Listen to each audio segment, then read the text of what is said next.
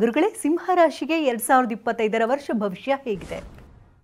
ಬಹು ವಿಶೇಷ ಅಂತ ಹೇಳಿದ್ರೆ ಈ ವರ್ಷ ಸಿಂಹ ರಾಶಿಗೆ ಜನ್ಮಕ್ಕೆ ಕೇತು ಬರ್ತಾ ಇರ್ತಕ್ಕಂಥದ್ದು 2ರಿಂದ 1ಕ್ಕೆ ಇದು ಬರ್ತಾನೆ. ಆದರೆ ಒಂದು ವಿಶೇಷ, ಈ ರಾಶಿಯವರಿಗೆ ಗುರುಬಲ ಬರ್ತಾ ಇದೆ. ಅದ್ಭುತವಾದ ಕಾಲ, ಒಳ್ಳೆಯ ಕಾಲ, ಮಾನಸಿಕ ಯಾತನೆಗಳಿಂದ ದೂರ ಆಗ್ತಕ್ಕಂಥ ಯೋಗ. ಗುರು ಮತ್ತು ಶನಿ ಎರಡೂ ಶುಭ ಫಲಗಳನ್ನು ಕೊಡ್ತಾ ಇದೆ. ಗುರು 11ಕ್ಕೆ ಬರ್ತಾನೆ, ಶನಿ ಅಷ್ಟಮದಲ್ಲಿ ಬರ್ತಾ ಇರ್ತಕ್ಕಂಥ ಇದರಿಂದ ನೋಡೋಕೆ ಹೋದಾಗ ಅದೃಷ್ಟದ ವರ್ಷ ಅಂತ ಹೇಳ್ತೀವಿ. ಕನಸುಗಳು ನನಸಾಗತ್ತೆ, ಸಾಕಾರ ಆಗ್ತಕ್ಕಂಥ ಯೋಗ.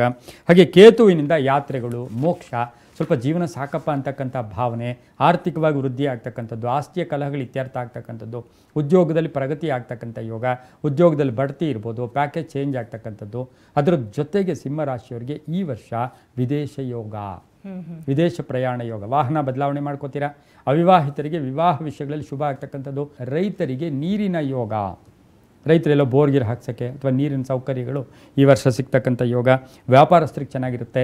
ರಾಜಕಾರಣಿಗಳಿಗೆ ಸ್ವಲ್ಪ ಕೀರ್ತಿ ಪ್ರತಿಷ್ಠೆಗಳಿಗೆ ಭಾಜನರಾಗ್ತಕ್ಕಂಥ ಸಾಧ್ಯತೆ ಕೂಡ ಇರುತ್ತೆ. ಹಾಗೆ ಅಪವಾದಗಳಿಂದ ಕೂಡ ಮುಕ್ತರಾಗ್ತೀರಾ. ಮನಸ್ಸಲ್ಲಿದ್ದಂತಹ ಒಂದು ಕುಂದು ಕೊರತೆಗಳಿಗೆ ಪರಿಹಾರ ಸಿಗ್ತಕ್ಕಂಥ ವರ್ಷ ಸಹ ಈ ಒಂದು ಸಿಂಹ ರಾಶಿಯವರಿಗೆ 2025 ಆಗಿರುತ್ತೆ. ಇನ್ನು ಮಹಿಳೆಯರಿಗೆ ಉದ್ಯೋಗ ಸಿಗೋದು, ಉದ್ಯೋಗದಲ್ಲಿ ಬಡ್ತಿ ಸಿಗೋದು, ಒಂದು ಜೀವನ ಮಾಡೋಕ್ಕೆ ಒಂದು ವ್ಯವಸ್ಥೆಗಳಾಗ್ತಕ್ಕಂಥ ವರ್ಷ ಕೂಡ ಇದು ಸಿಂಹ ರಾಶಿಗೆ ಆಗಿರುತ್ತೆ. ಪರಿಹಾರ ಅಂತ ಹೇಳಿದಾಗ ಇವರು ರುದ್ರನ ಪೂಜೆ ಮಾಡ್ಕೊಳ್ಳೋದು. ರುದ್ರ, ಶಿವನಲ್ಲಿ ಇನ್ನೊಂದು ಅಂಶ ಅಂದರೆ ರುದ್ರಾಭಿಷೇಕ ಇರ್ಬೋದು, ರುದ್ರನ ಪೂಜೆ, ರುದ್ರಾಕ್ಷಿನ ಧಾರಣೆ ಮಾಡ್ಕೊಳ್ಳೋದ್ರಿಂದ ಸಾಕಷ್ಟು ಶುಭ ಆಗ್ತಕ್ಕಂಥ ಯೋಗ ಕೂಡ ಇರುತ್ತೆ. ಯಾವಾಗಲೂ ವಸ್ತ್ರದಾನ ಕೂಡ ಮಹಾದಾನ. ಅದು ಹೊಸ ಬಟ್ಟೆ ಇರ್ಬೋದು, ಹಳೆ ಬಟ್ಟೆ ಇರ್ಬೋದು. ಪರಿಹಾರ ಮಂತ್ರ ಸಣ್ಣ ಸಿಂಪಲ್ ಮಂತ್ರ, ರುದ್ರನ ಮಂತ್ರ ಹೇಳ್ಕೊಬೋದು, ನಮಃ ಶಿವಾಯ ಹೇಳ್ಕೊಬೋದು.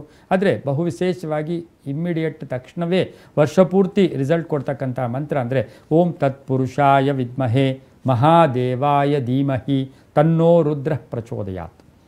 ಈಗ ನಮ್ಮ ಮೃತ್ಯುಂಜಯ ಮಂತ್ರ ಬೇರೆ, ಮೃತ್ಯುಂಜಯ ರುದ್ರಾಯ ಅದು ಬೇರೆ, ತ್ರಯಂಬಕಂ ಬೇರೆ, ನಮಃ ಶಿವಾಯ ಬೇರೆ. ಇದು ಭಾಳ ವಿಶೇಷ. ರುದ್ರನ ಹೆಸರು ಹೇಳಿ ಹೇಳ್ಕೋಬೇಕು.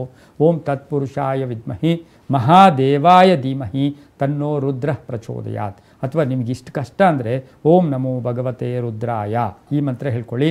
ಅಮಾವಾಸ್ಯೆ ಅಥವಾ ಒಂದು ಪರ್ವ ಕಾಲಗಳಲ್ಲಿ ಒಂದು ಶಿವನ ದರ್ಶನ ಮಾಡ್ಕೊಳ್ಳಿ, ತುಂಬ ಒಳ್ಳೆಯದಾಗುತ್ತೆ. ದಾನ ಏನಾದರೂ ಕೊಡಬೇಕು. ಇವರು ದಾನ ಅಂತ ಹೇಳಿದಾಗ ಗೋಧಿಯ ದಾನ, ಯಾಕೆಂದರೆ ಸಿಂಹ ರಾಶಿಗೆ ಗೋಧಿಗೆ ಸಂಬಂಧಿಸಿರೋದು.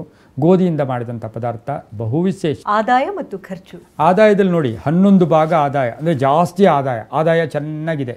ಇನ್ನು ಖರ್ಚಿಗೆ ಬಂದಾಗ ಕೇವಲ 10 ಭಾಗ ಶುಭ ಆಗುತ್ತೆ.